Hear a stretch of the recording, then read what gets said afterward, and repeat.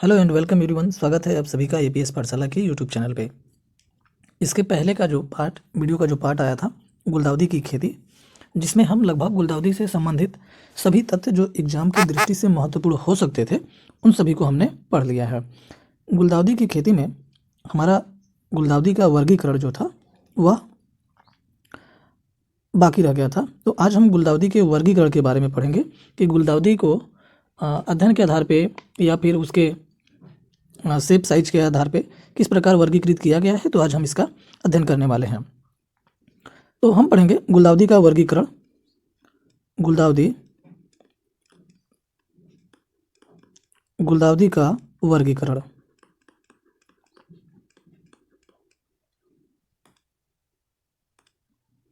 तो गुलदाउदी का जो वर्गीकरण है इसको हम अध्ययन की दृष्टि से 4 प्रकार से इसको वर्गीकृत करते हैं। फर्स्ट हमारा जो होगा उद्यानिकी के आधार पे, यानी कि on the basis of horticulture. उसके बाद जो सेकंड हमारा जो जिसको हम वर्गीकृत करेंगे वह है on the basis of size, यानी कि आकार के आधार पे।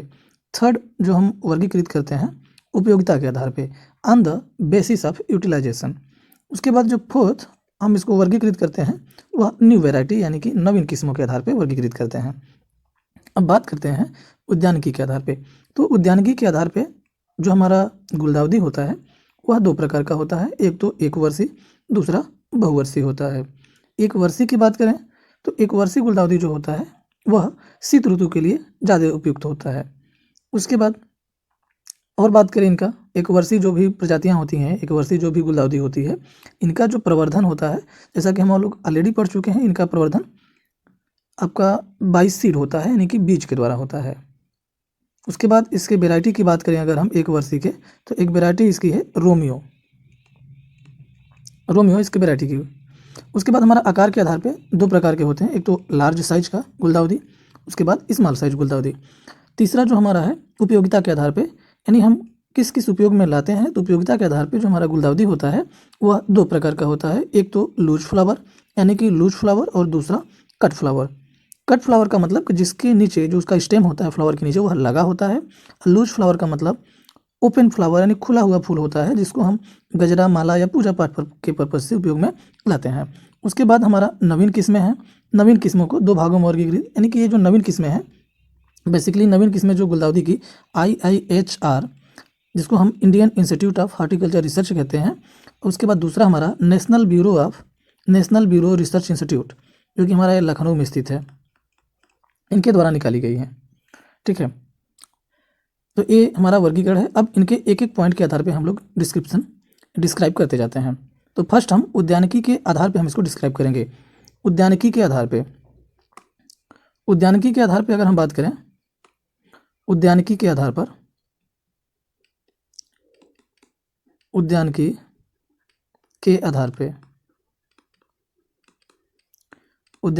हम बात करें तो उद्यानिकी के आधार पे 2 प्रकार के होते हैं। एक तो एक वर्षीय होता है, एक वर्षीय, और दूसरा बहुवर्षीय। एक वर्षीय की अगर हम बात करें तो जो एक वर्षीय गुलदाउदी होता है यह शीत ऋतु में ज़्यादा उपयुक्त होता है। और दूसरा बात करें इसमें तो इनका जो प्रवर्धन होता है, प्रवर्धन बीज द्वारा होता है, गमलों में ज़्यादा उपयुक्त होता है, गमलों में उपयुक्त। उसके बाद बहुवर्षीय की हम बात करें, इसकी एक वैरायटी की बात करें, इसकी किस्म की अगर हम बात कर लें एक वर्षीय की, तो इसकी किस्म है रोमियो इसकी किस्म है। उसके बाद यहाँ पे हम बहुवर्षीय की बात करेंगे, तो बहुवर्षीय का जो पुष्प होता है यह भी अनेक कलर का होता है। उसके बाद इसमें हम बात करेंगे इनकी जो पंखुड़ियाँ होती हैं। जो एक वर्षीय किस्म होती है, एक वर्षीय की पंखुड़ियाँ एक ही चक्र में नहीं होती हैं, लेकिन बहुवर्षीय की जो पंखुड़ियाँ होती हैं, पंखुड़ियाँ एक ही चक्र में होती हैं, उसके बाद इनका जो प्रवर्धन होता है, प्रवर्धन को ही अपन प्रसारण भी बोलते हैं। तो इनका जो प्रसारण होता है, इनका प्रसारण शाकीय तना कलम द्वारा होता है, शाकीय तना कलम द्वारा इनका प्रसारण होता है। उसके बाद इनके किस्म की अगर हम बात करें, बहुवर्षीय किस्म की अगर हम बात करें तो बहुवर्षीय किस्म आपका मीरा है, उसके बाद शारदा है, यह गुलदाउदी की बहुवर्षीय किस्में हैं। उसके बाद जो हमारा तीसरा है बीरबल साहनी, बीरबल साहनी,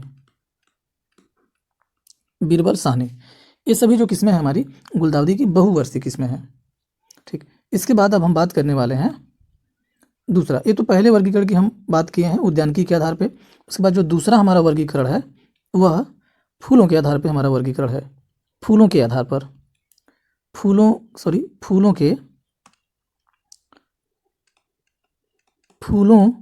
के आकार के आधार पर, फूलों के आकार के आधार पर इसमें हम आप लोगों को बताएं कि फूलों के आकार के आधार पर जो गुलदाउदी होता है वह दो प्रकार का होता है। एक लार्ज साइज यानी कि बड़े आकार की गुलदाउदी, दूसरा स्मॉल साइज यानी छोटे आकार की गुलदाउदी। अब यहाँ पे लार्ज साइज की जो गुलदाउदी है, लार्ज साइज की गुलदाउदी को भी कई भागों में कई तरह से वर्गीकृत किया गया है। तो पहला हम बात करेंगे इसके, तो जो लार्ज साइज का गुलदाउदी है इसमें इसके भी टाइप्स हैं। लार्ज साइज गुलदाउदी के भी टाइप्स हैं। अगर टाइप्स की बात करें तो पहला हमारा जो टाइप्स होगा इनक वर्ड है, इनक वर्ड। दूसरा बात करें तो क्विल्ड, और तीसरा हमारा रिफ्लेक्स्ड है, रिफ्लेक्स्ड। चौथा बात करें हम तो जापानीज है, जापानीज। पांचवा बात करें तो इंटरमीडिएट है। उसके बाद अगला हम बात करें तो हमारा स्पाइडर है, स्पाइडर है। अब इनके हम किस्म की बात करें, लार्ज साइज गुलदाउदी के अगर किस्म की हम बात करते हैं तो लार्ज साइज गुलदाउदी का जो किस्म है, इनके किस्मों की हम बात कर रहे हैं। तो अगर एक तो सोनार बंगला है, सोनार बंगला, यहाँ पे हम किस्म की बात कर रहे हैं, इनके किस्म। तो इसकी एक किस्म है सोनार बंगला। सोनार बंगला के बाद हमारा सिटी ब्यूटी है, सिटी ब्यूटी है। उसके बाद हमारा अल्फ्रेड विल्सन है। अल्फ्रेड विल्सन के बाद अल्फ्रेड सिम्पसन है, उसके बाद आटम ब्लेज।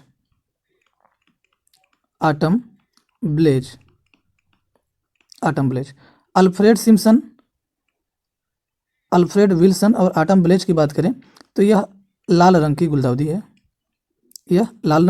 है, सिटी ब्यूटी की बात करें तो यह सफ़ेद रंग की होती है, सफ़ेद रंग।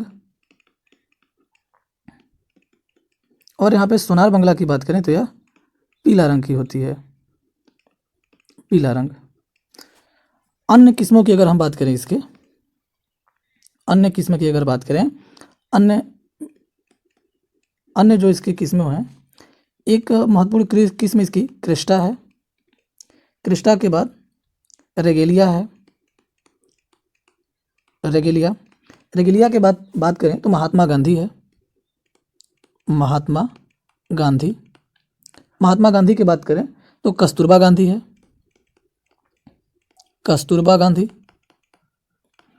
गांधी के बाद बात करें हम तो अगला है डे ड्रीम्स। ये सभी हमारी गुलदाउदी के बड़े आकार की किस्में हैं।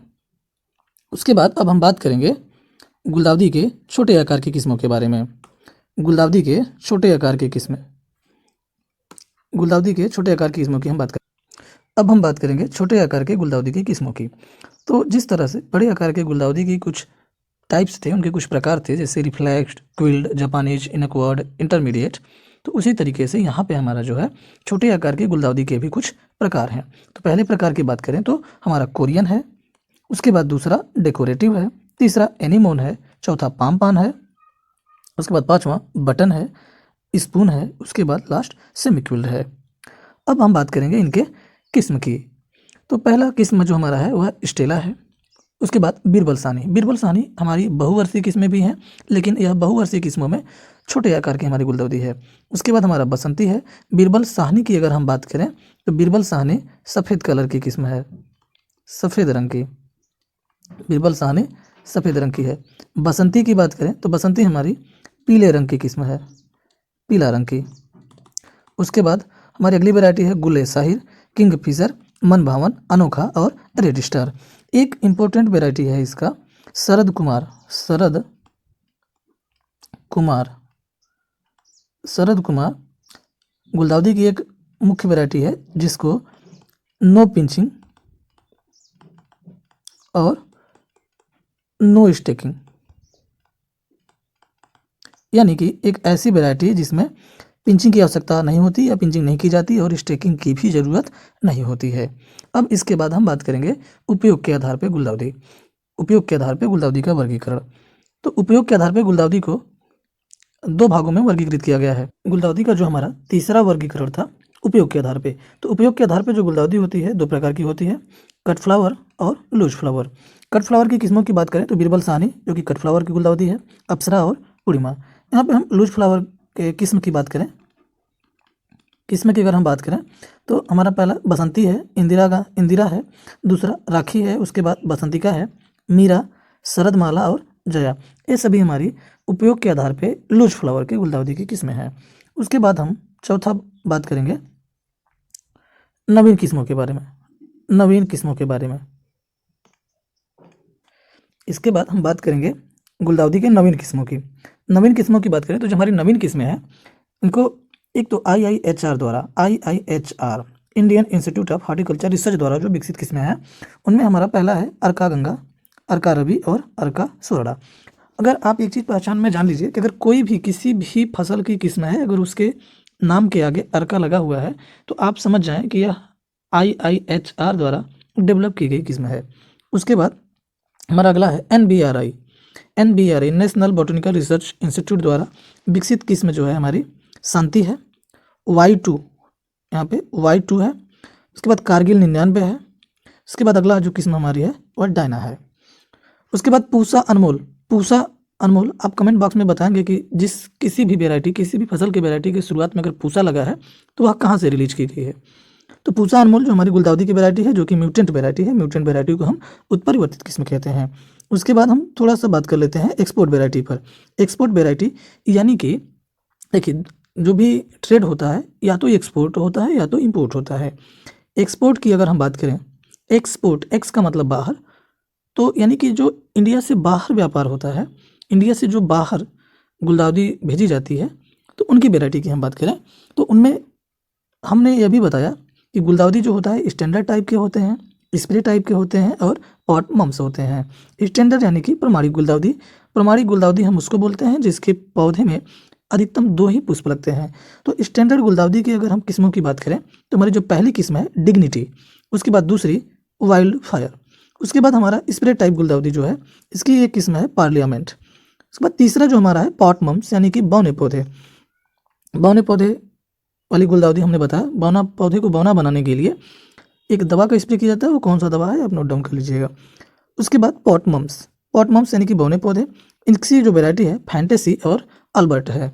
इसके बाद हम एक दो महत्वपूर्ण पॉइंट्स और डिस्कस करेंगे जो कि इंटरनेशनल कुछ वैरायटी की, जो कि अगर आप किसी भी कंपटीशन की तैयारी कर रहे हैं तो उसमें इंटरनेशनल वैरायटी पूछा जा सकता है, या फिर आप सीजन वैरायटी कौन सी है वो भी पूछी जा सकती है।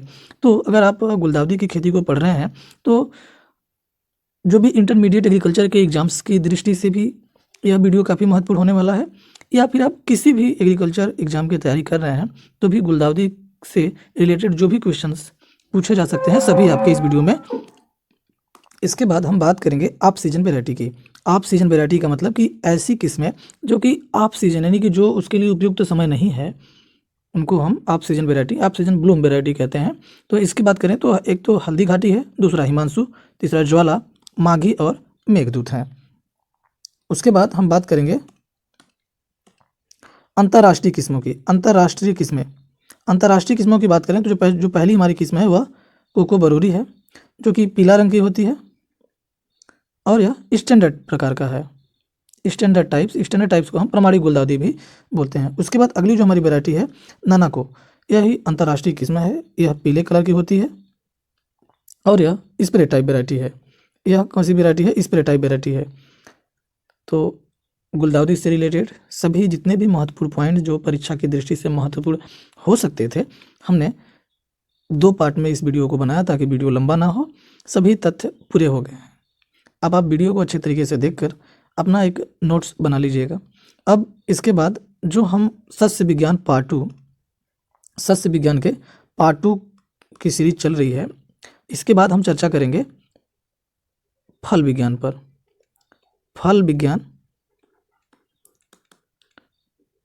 विज्ञान यानी कि फ्रूट साइंस की बात करेंगे। फ्रूट साइंस जिसको हम पोमोलॉजी कहते हैं, पोमोलॉजी। तो इसके लिए हम कल सेशन में फिर मिलेंगे। तब तक के लिए बाय बाय, थैंक यू।